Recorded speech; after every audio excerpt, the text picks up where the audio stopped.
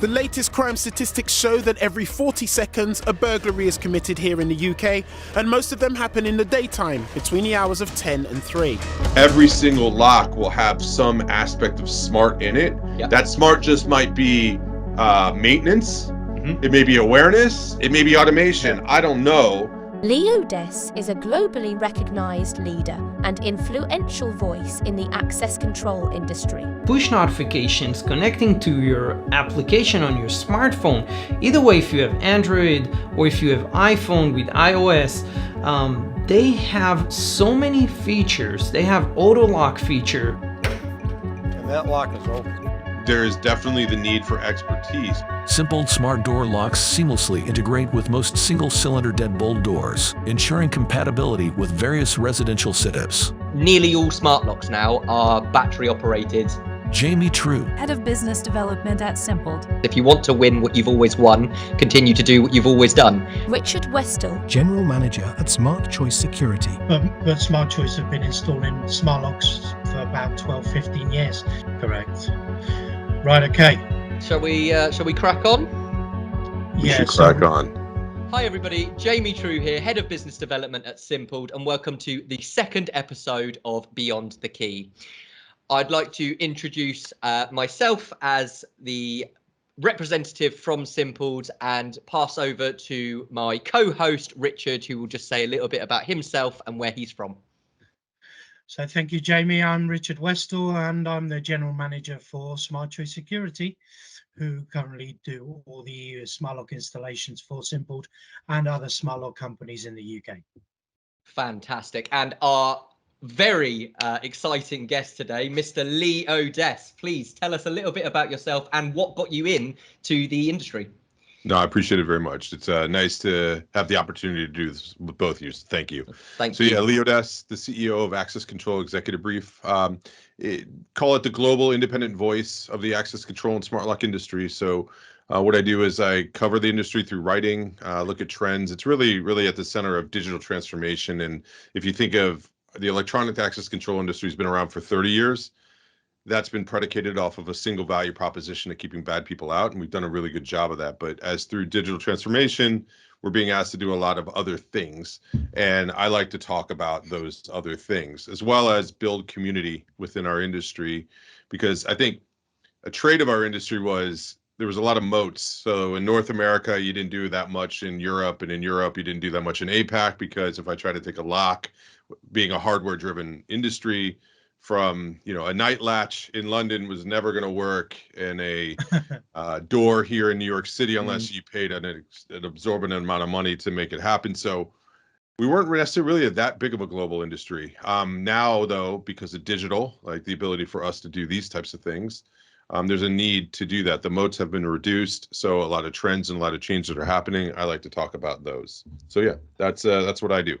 Fantastic. That's amazing. And again, I just want to say thank you so much for coming on, because having such a renowned guest on our podcast for just a second episode is a real privilege for us as well. Over to you, Rich. So Lee, I'll start off. I'll kick off with my first question. If smart locks could solve one common misconception or challenge that people face, what do you think that would be? Yeah, I think so. Smart locks, if you think they were always centered around safety, and they always should be, frankly, in my opinion. But something else that I do believe that they can solve is there's a lot of convenience that can be brought along with them. And realistically, the majority of the marketplace, we haven't really had smart locks, if you would think about it. And what I mean by that is that what we've had is, if you think, we went from mechanical locks and we put a motor in them to motorized, still based off of security. It was just done in a manner that on the motorized side, it really helped the stakeholder of the administrator, if you would, of the system, right? Then those same ones we put an antenna in and we call them connected. And then those were tied to like ecosystems. So the idea being there was some sense of automation in that was brought to them, but they weren't necessarily smart. They were connected. And then what we did was our marketing departments got fancy and took those same connected products and called them smart. but we haven't necessarily put what I would define as smart into them. They add typically, some straightforward value currently in their state now, but I do believe there's a whole lot more of conveniences that can be delivered that people are waiting for from our locks to be brought to market. And those things could be everything from awareness of understanding the situation that you're currently in, giving you real notifications of understanding events. We've been dabbling around the hands-free side through Bluetooth and things like that. There's a lot that these products, I believe, sitting at the outside of the door typically, because if you think about it, especially from home, they're usually, most home automation products, smart home products are inside the house. This is like the only one that's on the outside of the house, right? And because the smart home is so focused on the interior in a lot of ways, the use cases haven't necessarily germinated to the point where you would see a ton of it. Now you're starting to see some of it through delivery. So the ability that if I order, a bed to my flat or to my house, instead of it being propped up against the door for you to come home to, or them not delivering it, and then they leave, and then the next day you're playing the yellow sticky note game on the door. They're starting to understand how to make that stuff happen better. There's a lot of, I would call, more automation that's going on in single family rentals, short-term rentals, things like that. Not single family, short-term rentals. So I think we're at the early stages, frankly. I know for a lot of us who've been in the industry for a long time, it feels like, we've done this, but in the reality, I believe we're just now going to start to see what the true definition of smart and the value creation stories that go beyond the locking and unlocking and some of the pedestrian sort of automation stuff that we've been doing. I think that's what we're going to start to see. I think that's a good point you've made. Obviously, you've been in the industry for quite some time now. We're newbies to this relatively, but Smart Choice have been installing smart locks for about 12, 15 years. And like you were saying, we've seen that it was called a smart lock, but it wasn't really a smart lock, and it broke down a lot. And then we had to revisit it and send a locksmith out over and over again. Yep. So we've seen, particularly in the past 12 months even, that smart locks have become extremely reliable, the major brands, and that's a good thing for us, that we don't want to revisit that lock because it's broken down. So I agree. Absolutely. Yep. Yeah, and I again completely agree with all of the points that you touched on there, Lee, on where you were saying that this is really the start of the smart lock journey, even though you've done so much moving forwards, that now we're in a position where we are able to touch on those pain points of customers, where, like you said, for short-term rentals, that's a huge part of our market, because it just makes all of the difference to the person managing it, that they can manage this completely remotely. And more importantly is that if they provide someone a key and that person then says, oh, we've lost the key, the issue there is you don't know for sure whether they've lost the key or not, or if they're going to wait a month and come back and then, try the key and try their luck. So it then means that you have to start looking at the expense of changing the entire locking mechanism on the door to have a completely different lock on there. Whereas with smart locks, it makes it much easier for the owners of these small businesses, because, for example, a fob or a code can just be revoked. At no cost to themselves whatsoever, and it's super easy. And I think that you're right. There's going to be lots of pain points that we're able to work with a lot more and increase this overall service to the customers. Yeah, I mean, if I could, I'll just push on this, because I say these things as a desire to see change and evolution. In a lot of ways, what you're defining at is, it's interesting if we look at the word smart lock and like the expectations on it, right? Like a lot of what we're doing currently right now, in my opinion, is connected and a bit more advanced than the dumb lock. If it's smart, then that means that the other one must be dumb, right? So the more mechanical one, right? So what I do think people are gonna desire and want is, like, if I'm purchasing the smart lock for my rental that I have, the incremental change from leaving a key underneath the mat to being able to do it digitally is nice, but I don't actually think it's far enough from what people would want. Like, I really do believe more on-demand type services are coming. So this idea, imagine I show up, I don't have to send you a key. You show up and express who you are to the door. It understands from the back end that you have a reservation, the rest of it.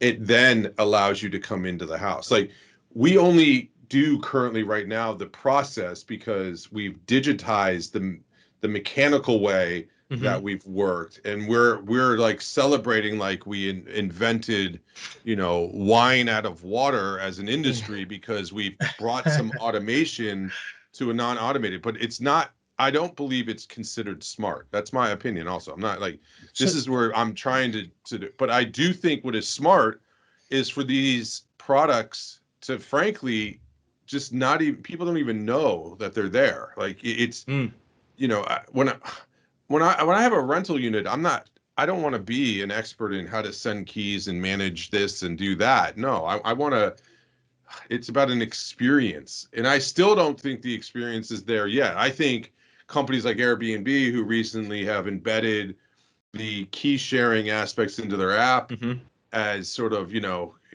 welcome to the party. It's only been, I don't know, 10 years of that type of a use case being desired, and they finally woke up to it. But I think they're going to quickly find out that the fragmentation of our industry is a trouble for them. I think they're going to find out that the experience actually still isn't. Is it incrementally better? Sure. Is it exponentially better that we all would expect when things are smart? No. The problem is that as an industry, we're trying to solve everything through like a 3.5-inch hole in the wall, but we've got this enormous door that is stupid and doesn't do anything, but we put everything on us to try to solve, and we're doing our best as an industry. But I don't know. I think through collaboration and a lot more creative thinking, I think we can do better. Do you think that's where platforms such as Remote Lock or Perto in Canada come in, where there's that software integration where you can integrate the app from the hardware lock to your channel manager like Airbnb or Guesty or Hostfully, to name some?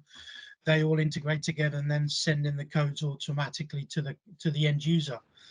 Yeah, one of the changes in our industry that, I mean, it's been around for a bit. There's DoorDeck, and I mean, these companies have been somewhat here. These, you know, it's sort of a classic technology approach where you see a fragmented marketplace in a fragmented end user or a community.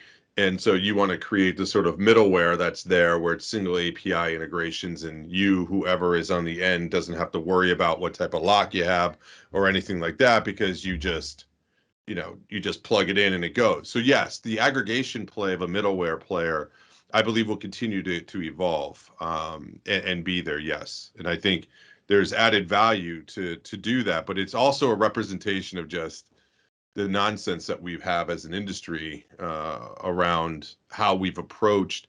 Because my opinion is we've always treated software as a feature of hardware, not, we've never been a software industry that has hardware to support the software experiences.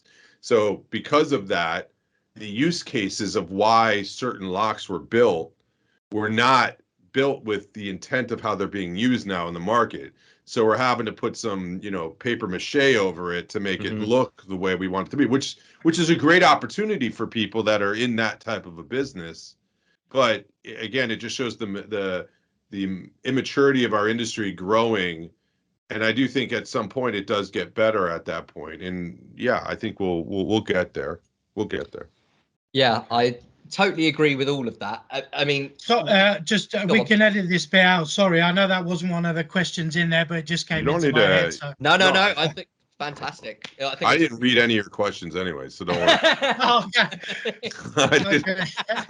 So, don't have time. It's 9 a.m. Do you know what I mean? I haven't got time for that. No, I like doing these things more conversational, and I find from doing a bunch of these that if you spend too much time reading yours and it doesn't work. So it's robotic. Exactly, it doesn't work. It needs to be a flowing conversation. That's exactly what we want to do it. Exactly. We want it to be a conversation that you know, people who don't necessarily know anything about the smart locks, but are curious about it and interested, you need to have a format that's interesting for those people. And I think if something's really robotic and it's just listing questions and getting answers back, it doesn't do the trick.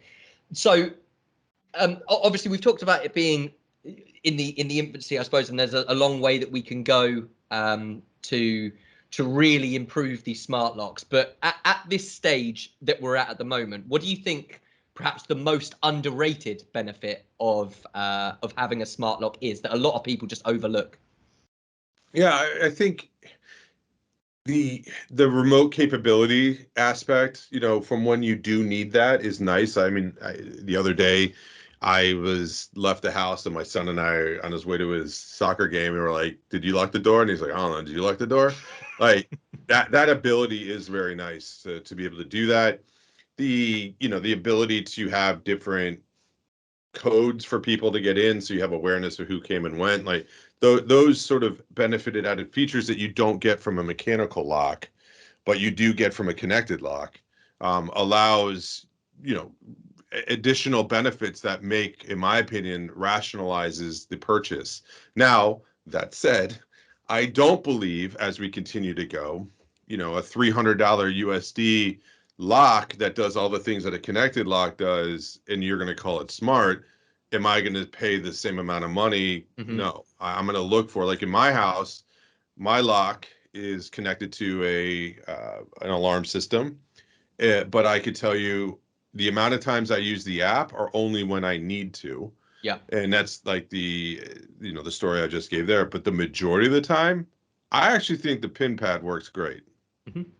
And we use it, it functions, it goes. Now, if there were additional services and things like that, like, I can riff off of ideas, but, then I would look to maybe do more with it on that end. But yeah, I would say the remote capabilities, the key sharing, all the things that are somewhat typical with the lock are really added benefits of why you would want to have it. I do think most people, when they buy it initially, is so they don't have to use keys and they can use a pin pad, or there's a cool factor to using their phone type of a thing. Mm-hmm. But then those remote capabilities are great. So in my opinion, I completely agree with you, and you touched on one that I actually think is the most underrated benefits, and that was where you said that you could see who's coming and going. Now, on the face of it, that seems like a good thing, but when you actually dive deeper into what that means, and what that can mean for your family. So if you're, parents with kids that go out and, they're walking to school, they're coming back from school, whatever the situation is, they're going to their soccer practice, whatever, and they're coming back.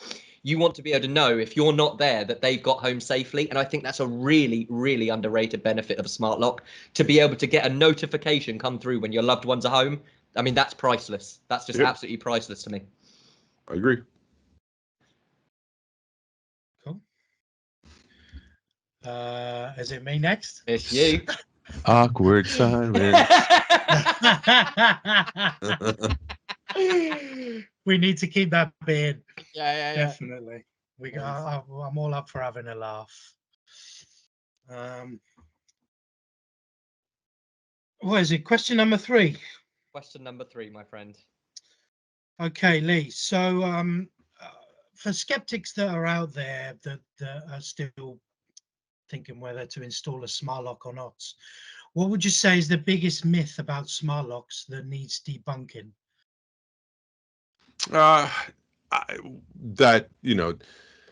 What is the biggest myth about smart locks that need debunking?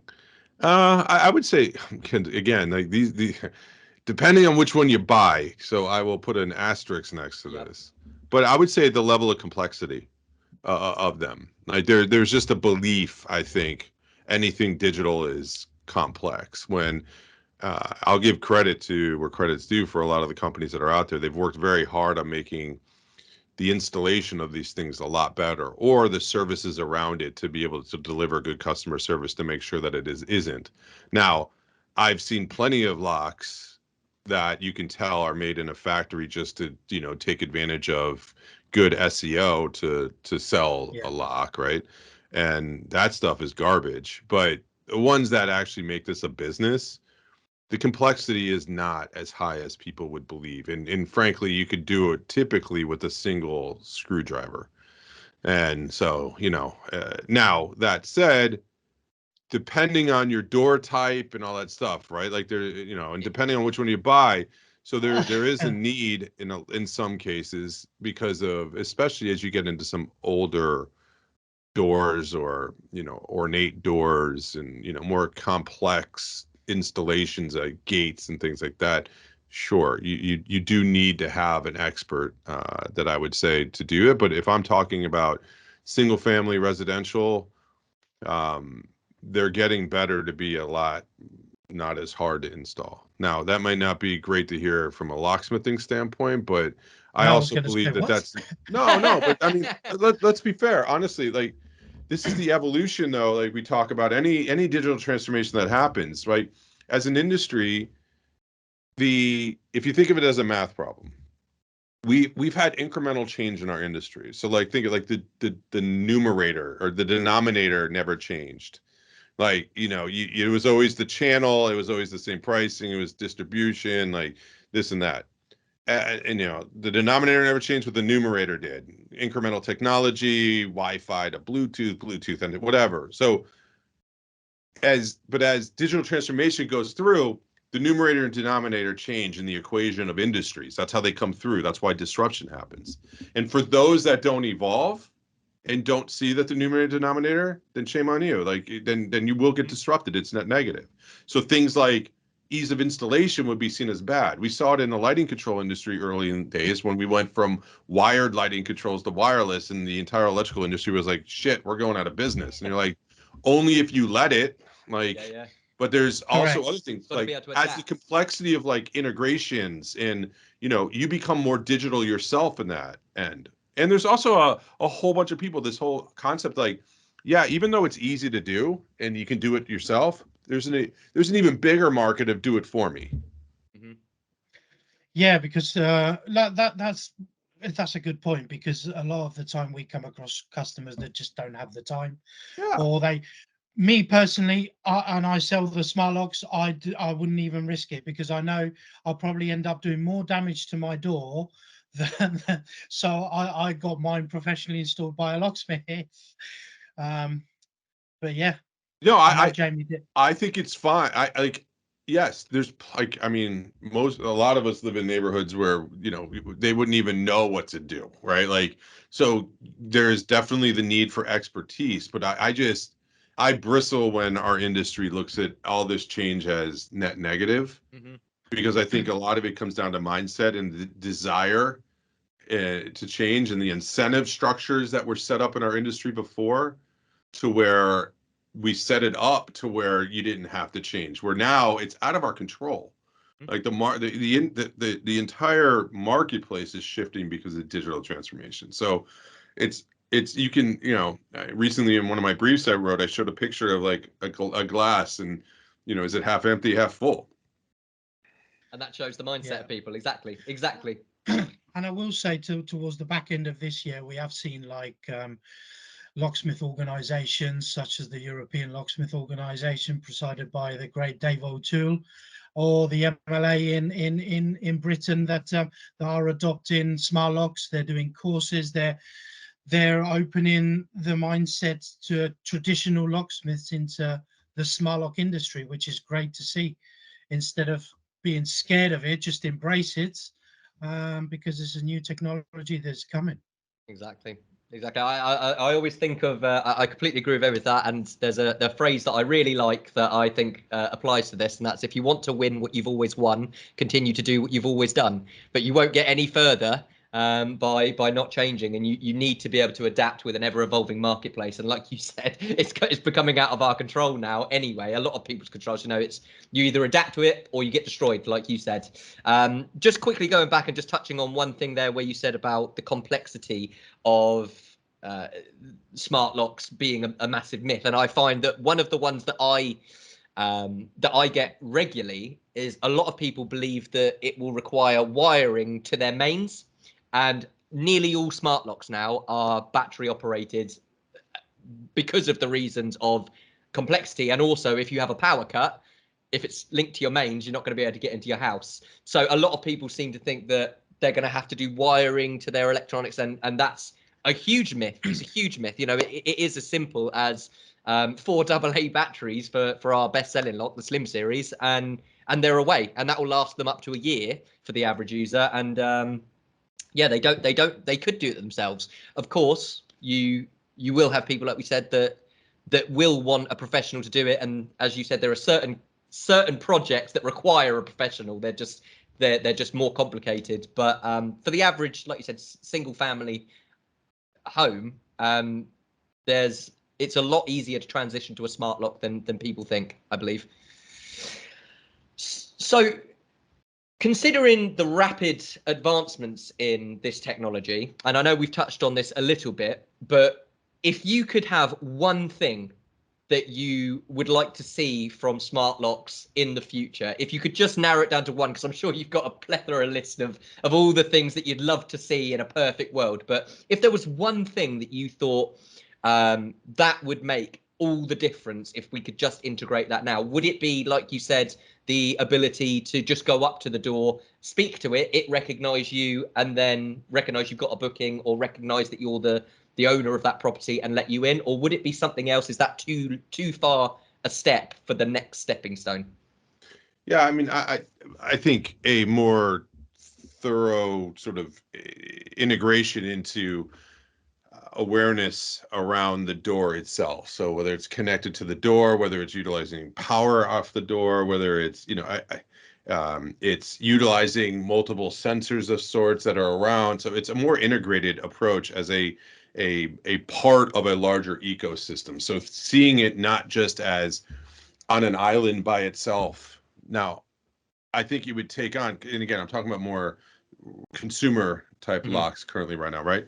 So like, I think they need to take a more holistic view of a digital native within the ecosystem of the entire use case of that house.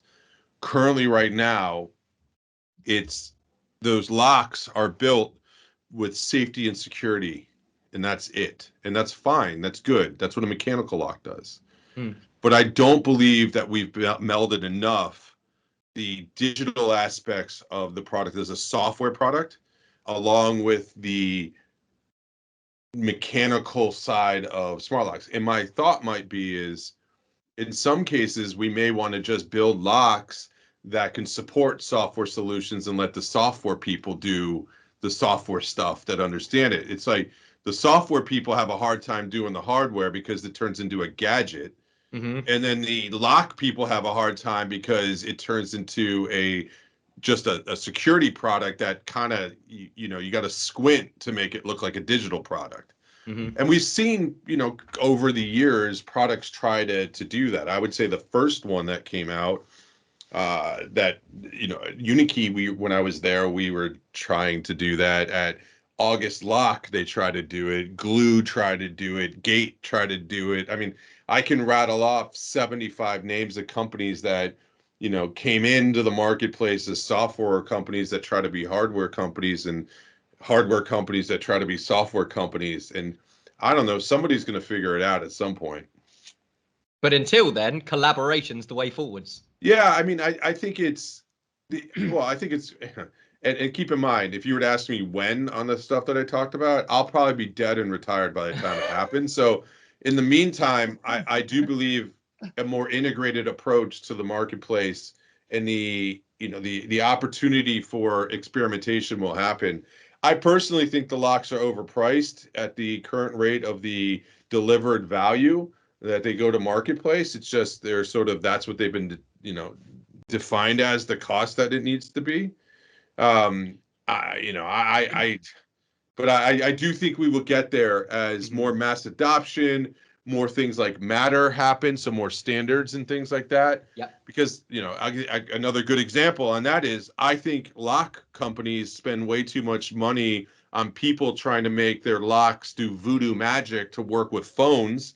And then phone companies and, you know, the operating systems of the phones are like, that's your problem. And it's like, all right, so now I got to go hire a bunch of people to do work that I shouldn't have to, but because there's no standards in our industry, I got to go do that. Like, every time they do an upgrade, Bluetooth breaks, and you're spending hours of time trying to make it fix, and it's wasted energy and time. So as standards evolve more, as adoption grows and people see it as more of a solution that they want, and we're not having this conversation like, do you want a smart lock? It's like, no, like all locks are smart. I wrote a post recently and said that I really do believe that every single lock that is made, commercial or residential, should have a microchip inside of it, in some sense of smarts inside of it. We're at that point where I do believe at some day costs will make sense and use cases will be there to where every single lock will have some aspect of smart in it. Yep. That smart just might be maintenance. Mm-hmm. It may be awareness. It may be automation. Yeah. I don't know. But the days of mechanical locks, they'll always be around, just like keys will always be around. But you could see a day where what is the minority today will be the majority tomorrow. It's evolution of the industry, and that we won't be having these conversations like, what's the benefits of a smart lock? It'd be like, what's the benefits of a lock? Because it is what it is. Yeah. Very good. Okay. So going back to, obviously you were mentioning like apartments, suburban homes. How do you see smart lock technology? Well, I think you've touched on this already, but how do you see smart technology evolving to address the diverse needs of different living spaces? So I know we've touched on it briefly, but yeah.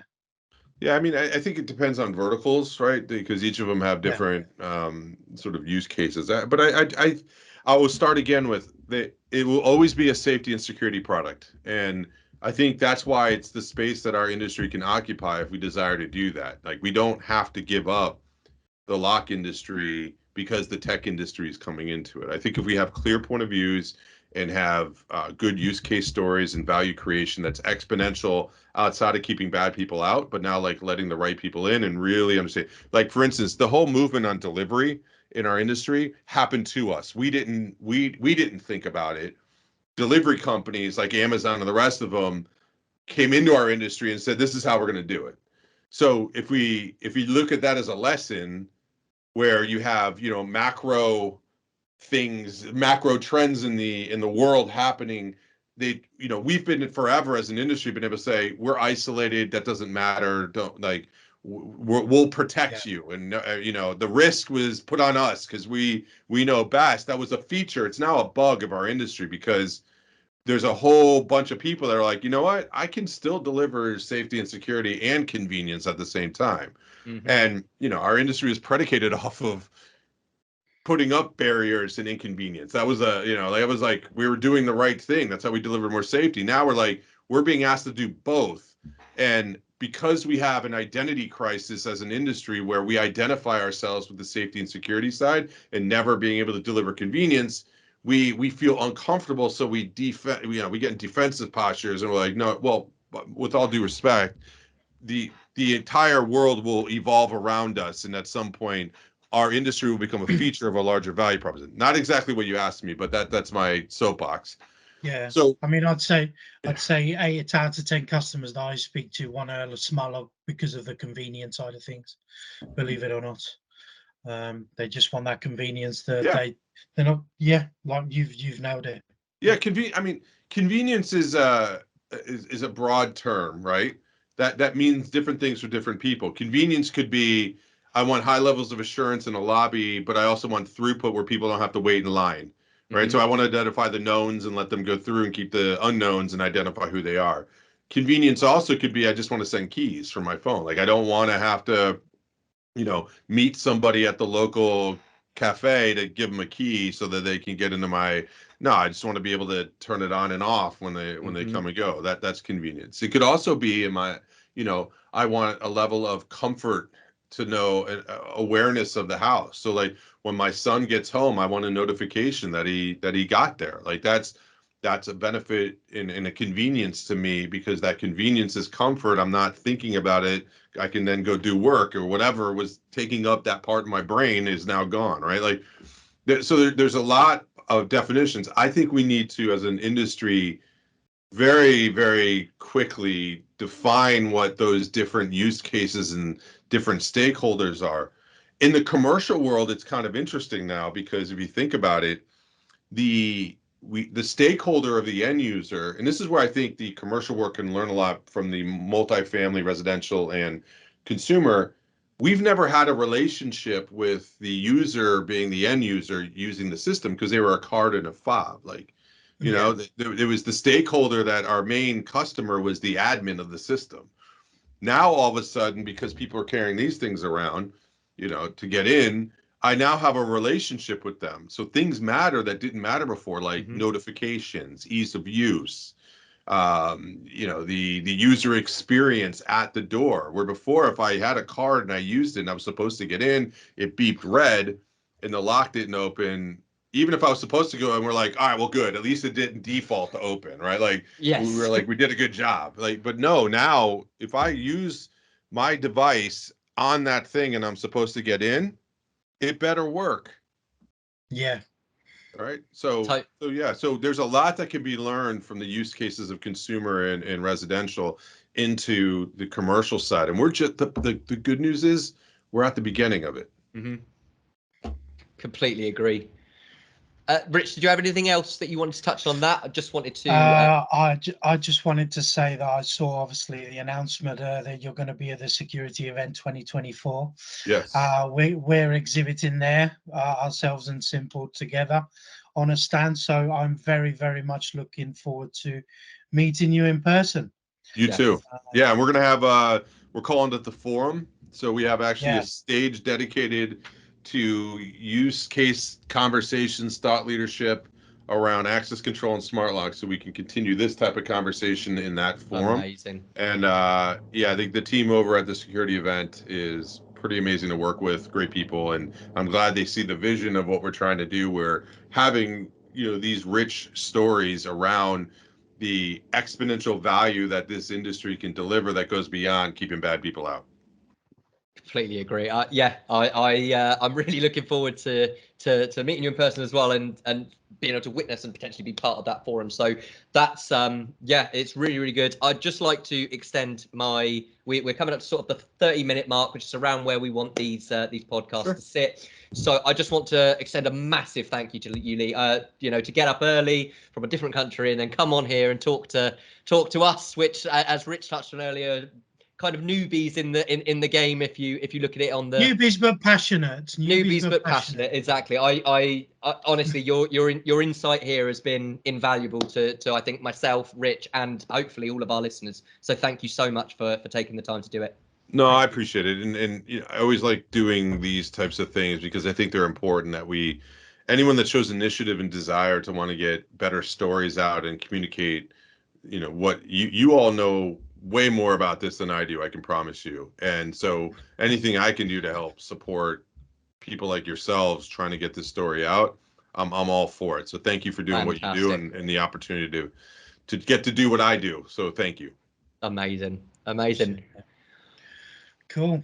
Great. Thanks a lot, Lee. So just as we wrap up, just like to invite everybody to have a look at our schedule for the next upcoming podcast dates. We have a couple of fantastic guests already booked in. Next month, we're with Dave O'Toole from the European Locksmith Association, the president, a legend of the industry. And then the month after, we have got Natasha Pugh, who's another fantastic guest at the top of their field. So we really look forward to having more insightful and interesting conversations with, you know, industry leaders such as yourself, Lee. And of course, if you want to stay up to date with all of these, please subscribe to all of Simpled's channels and all of Smart Choice Security's channels. And please, if you haven't already, follow Lee Odess on LinkedIn, because I promise you it will give you insights that you can get nowhere else. So that wraps up the second episode of Beyond the Key. Thank you all for coming, and we hope to see you on the next podcast. Fantastic. Good work. Fantastic. Thank you so much, buddy. I thoroughly enjoyed that. Me too. Yeah. No, I appreciate it. And I appreciate you. You know, sometimes companies don't like the fact that I'll be like honest about where things are at in the industry. So I appreciate you Easily. letting me sort of express myself in a manner that's not, That's the whole point. Yeah, exactly. Doesn't Exactly. For us, the whole point is getting that information out there to the end user. And you're right. Everything you said was correct. And we can only address these if we accept that that's the truth. You know, you can't. I appreciate Yeah. you seeing that, because that's not always the case. I can promise you. So thank you. Thank you so much, guys. We'll let you crack on with the rest of your day. Thank you so much again for coming. It's been a pleasure, and I cannot wait to meet you in person and shake your hand. Let me know when you Securit when event. you think you put this out. This one will go out probably after the editing, hopefully a week and a half or two, maybe, depending on the editing. As soon as it's out, of course, we'll tag you and everything, and we'll give you the link, and we'll give you all the download and whatever you want, my friend. Look forward to it. Fantastic. Thanks so much, guys. All right. Thank you all. Thank you. Bye-bye. Cheers, mate. Bye. Stop the recording before you hang up the call, Rich, just to make in case How do you do that? press the button that you pressed. Record and transcribe. Stop recording. Yeah. Stop recording.